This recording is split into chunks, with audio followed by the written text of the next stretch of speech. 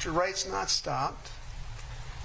He's about to drive away with a police officer dangling from his car.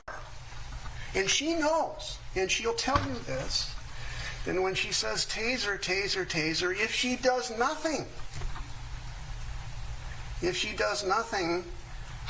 Mr. Wright drives away and either substantially harms Sergeant Johnson or, more likely, he kills him. So when she says, taser, taser, taser, there's one last pause. The facts will show you. Mr. Wright can stop. All he has to do is stop, and he'd be with us. But he goes. She can't let him leave because he's going to kill her partner. And so she does taser, taser, taser, and she pulls the trigger believing that it was a taser.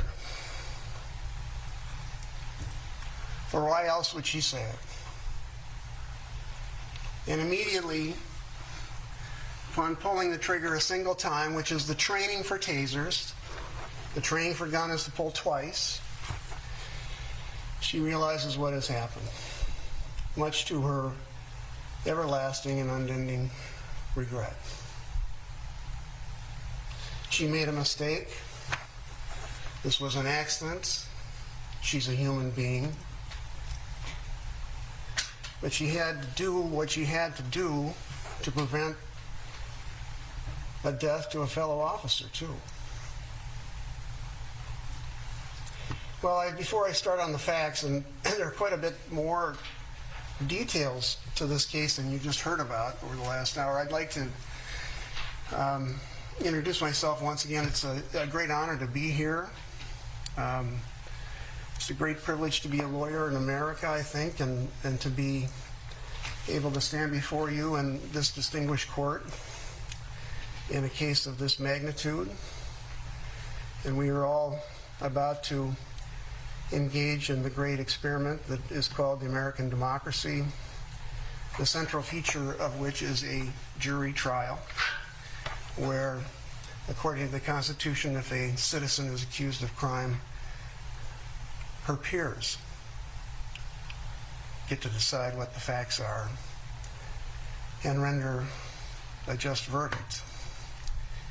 It's humbling to be here, but a great honor to be her voice, along with Mr. Gray, to talk to you, to answer the questions she wants us to ask, and to present the evidence she wants us to present for her, and to finally argue for her at the end of the case, which will be done by Mr. Gray. It's a historic process that we're all engaged in, and I know you'll appreciate it, but it's been going on for hundreds of years, to over 200 years, in the American effort to be fair. And there's something sacred about what we're trying to accomplish here. You're making an everlasting decision about a human being. And there's hardly any greater responsibility than that. Well, this is an opening statement. It's meant for the defense and the state to give you a roadmap or an overview of the case. It's my chance to tell you what the facts are, many of which were left out. So here's what I'm going to do in the next half hour. I'm going to introduce the police officers to you, because they're just not there for a second. They have lives, they have careers, and you should know more about them. So I'll talk about Kimberly Potter and her life and her career.